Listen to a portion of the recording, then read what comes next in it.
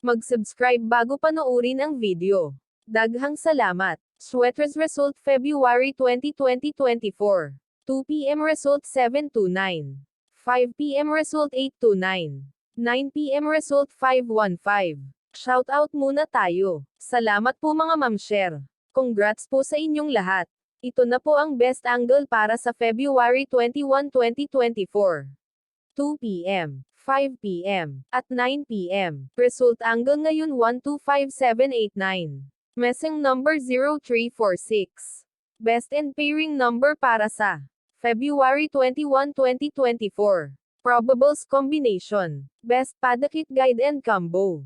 Best 2 angle. Best 2 angle. Least number. Best doble angle. Best doubly combo. Special number. Maintain 3 days. Hearing and best combination. PM. Hope to win po tayong lahat. Congrats sa mga mananalo bukas. Sa mga hindi pa nananalo PM na po kayo. Good luck. Alamin ang iyong mga panaginip at maswerteng numero ayon sa mga kahulugan nito. Mga panaginip tungkol sa ngipin, ano ang ibig sabihin nito? Sa kabila ng kanilang nakalilito na kalikasan, ang mga panaginip ay nagbibigay sa amin ng isang paraan ng pag-unawa sa aming hindi malay-isip.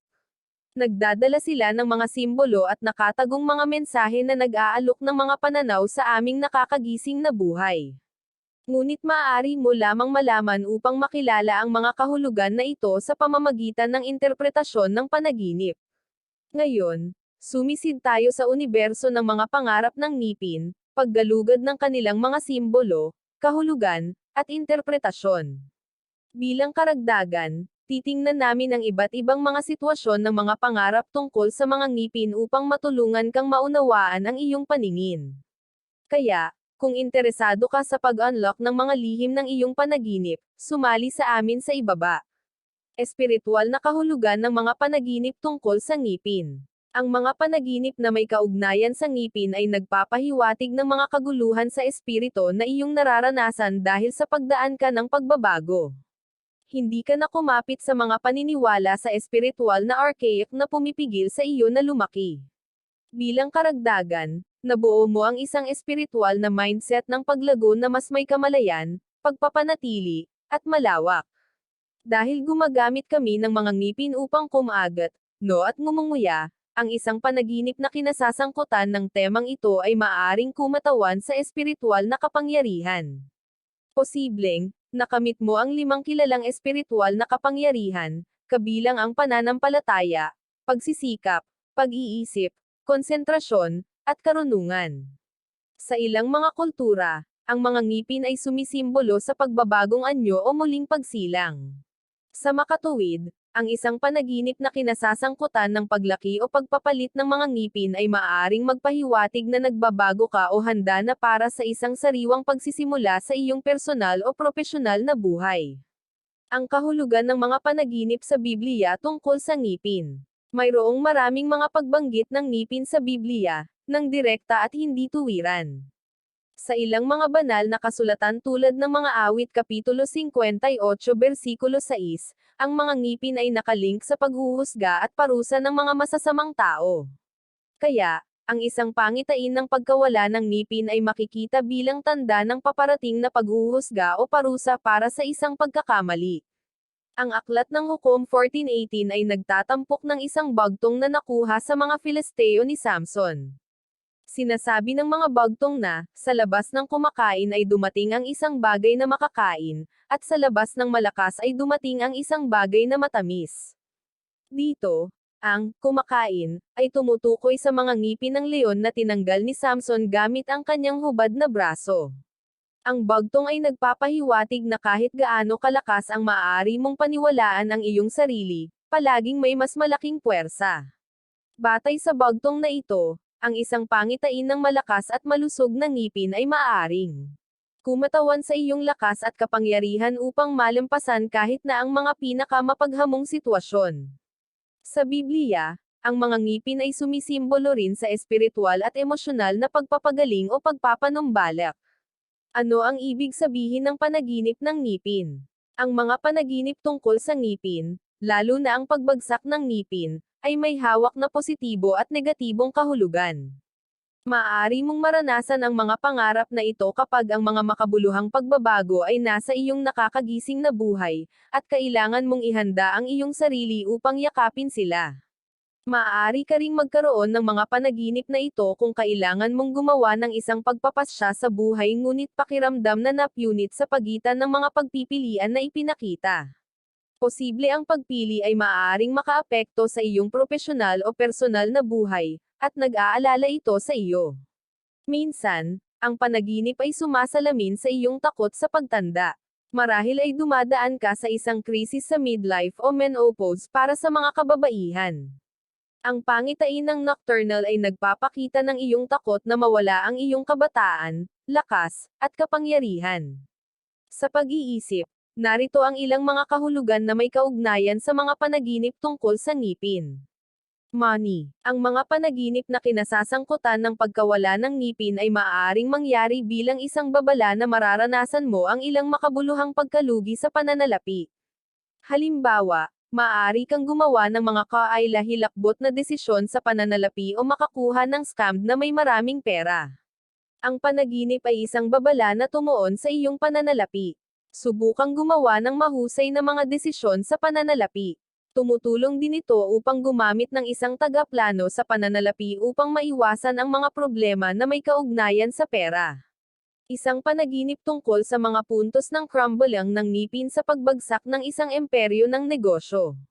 Kung ikaw ay isang negosyante, ang pangitain ay isang tanda upang suriin ang iyong negosyo at gumawa ng mga kinakailangang pagpapabuti bago ito gumuho.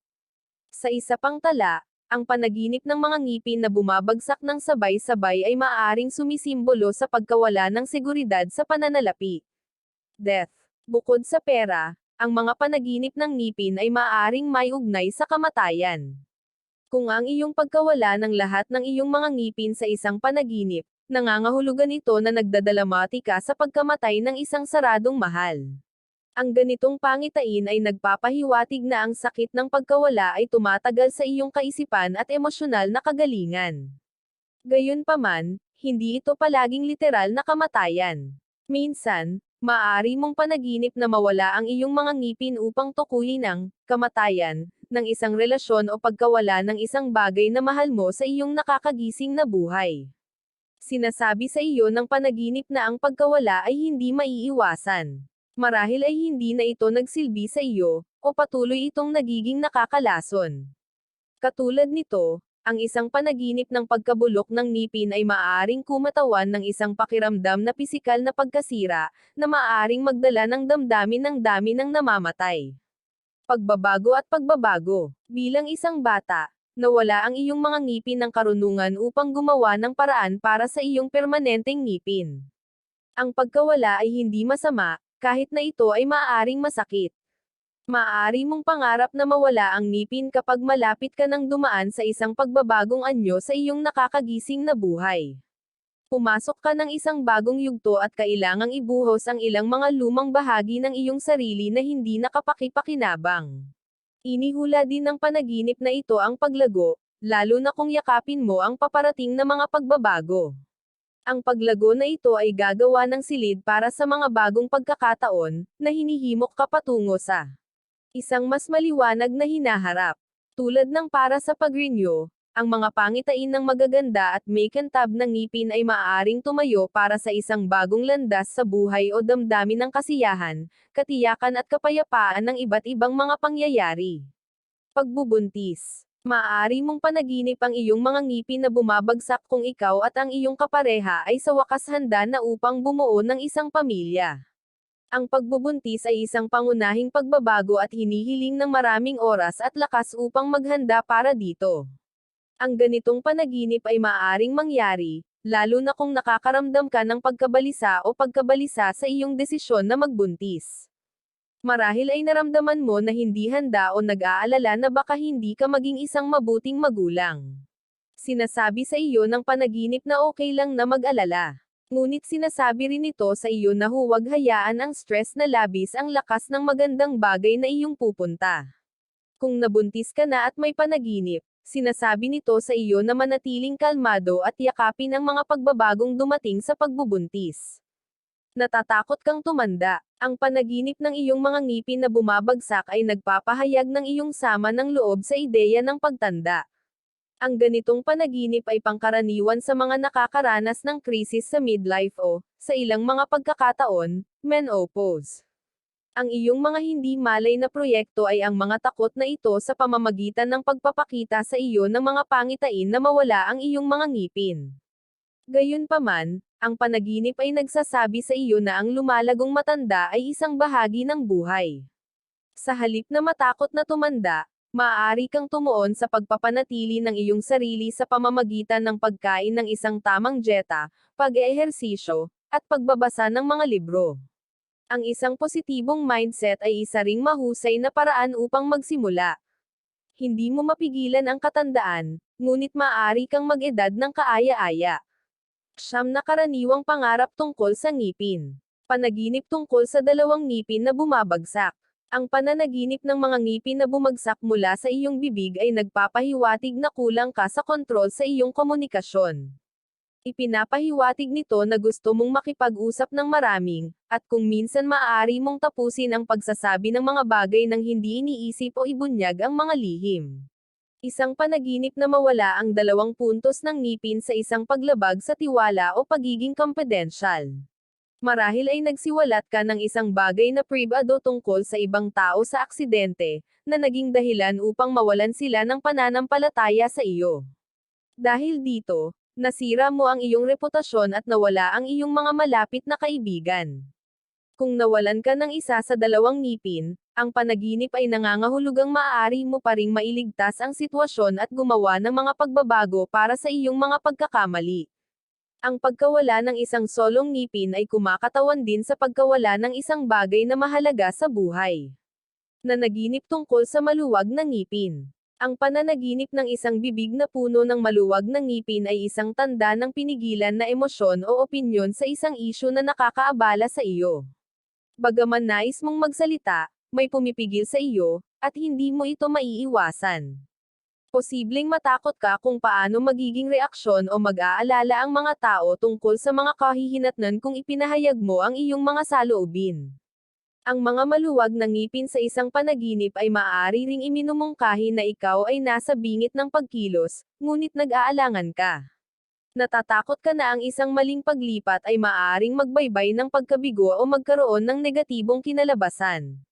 Sa pangkalahatan, inilalarawan ng panaginip ang iyong indecision, ngunit ang iyong hindi malay-isip ay humihimok sa iyo na harapin ang iyong mga takot at magsalita ng iyong isip.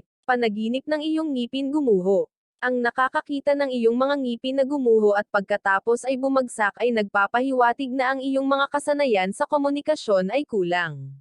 Nag-aalala ka sa mga setting ng lipunan, at sa kabila ng pagsubok ng iyong makakaya upang magkasya, palagi kang nagtatapos sa pagsasabi ng isang bagay na nakakapukaw na maaring humantong sa salungatan.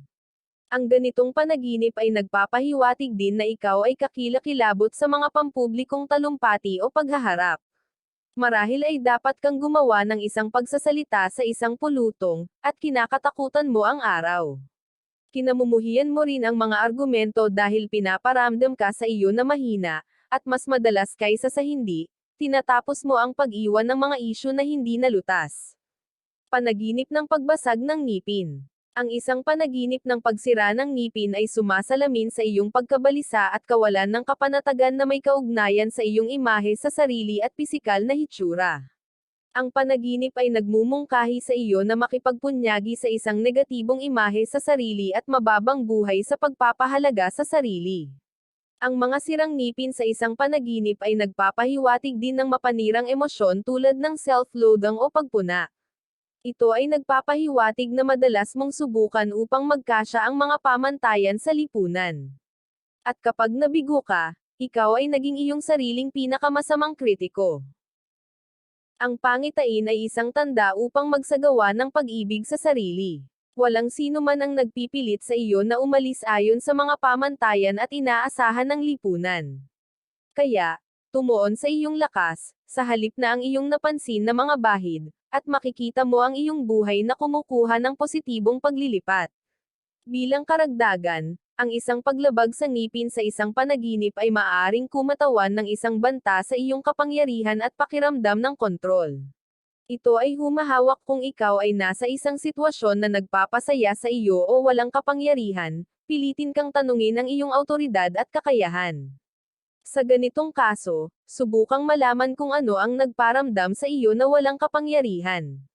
Gayun din, iwasan ang pakikinig sa mga opinyon ng mga tao at unahin ang iyong pagtanggap sa sarili at pangangalaga.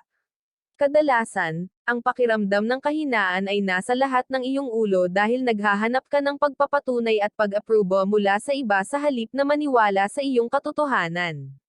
Panaginip ang iyong mga ngipin na hinayla. Ang pananaginip ng iyong mga ngipin na nakuha ay maaaring mga hulugan ng ilang mga bagay. Una, sumisimbolo ito ng personal na paglaki, lalo na kung ang ngipin ay baluktot o bulok.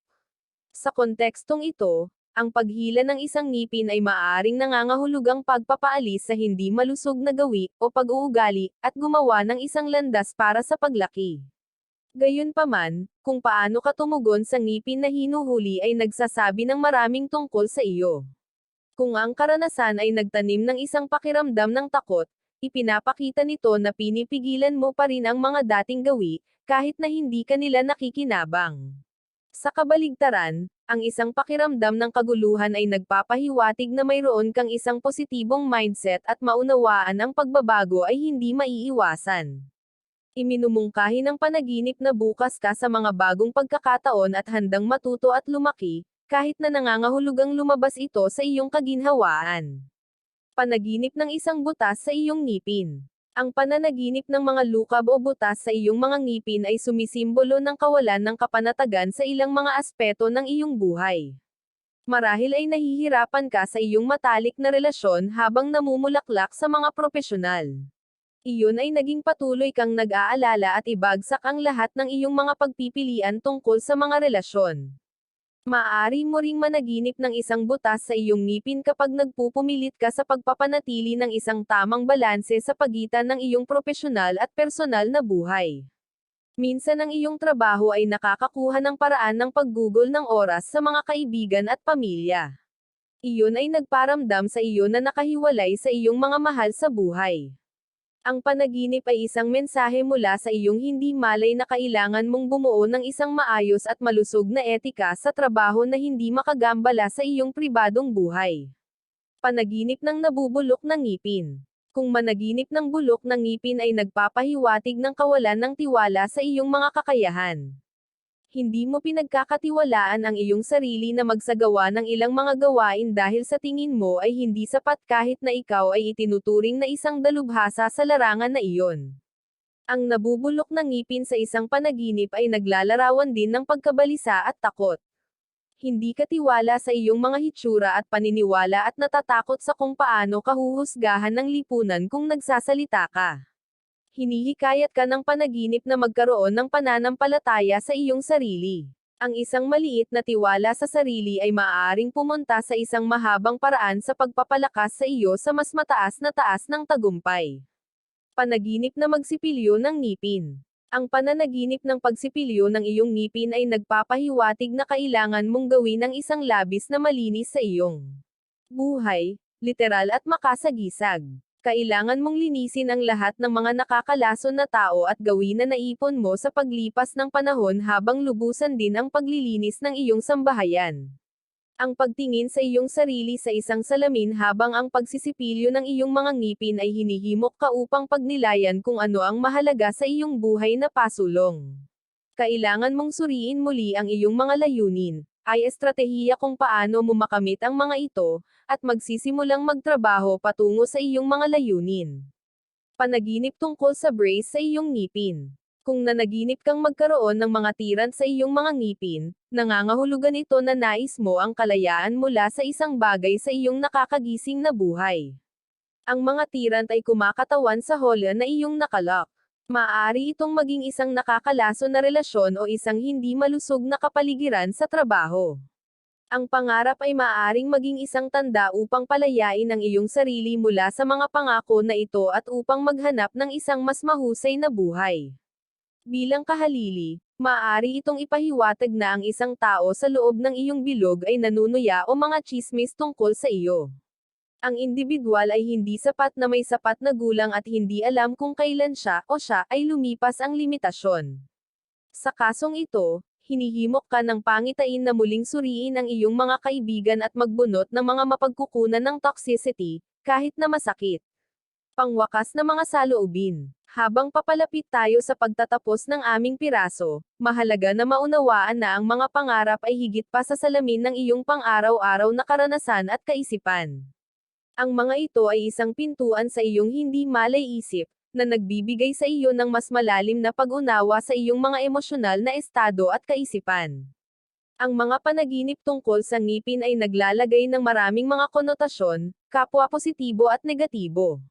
Sa isang pagkakataon, maaari nilang ipakita ang iyong pagbabagong anyo at paglaki, sa isa pa, ang mga pangarap na ito ay maaaring magbalaan sa iyo ng mga pagkalugi sa pananalapi at kamatayan.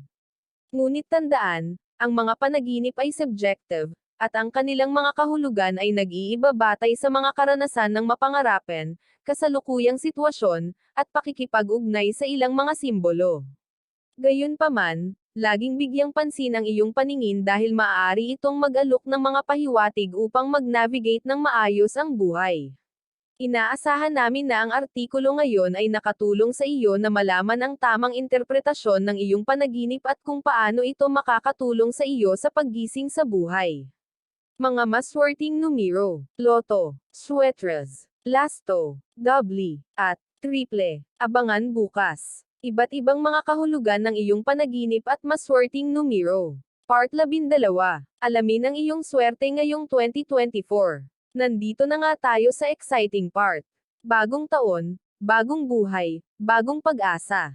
Kaya tingnan natin kung ano nga ba ang mga ganap na posibleng harapin natin this year. Please subscribe my YouTube channel, Kuya Lotto Vlog. Maraming salamat po. God bless.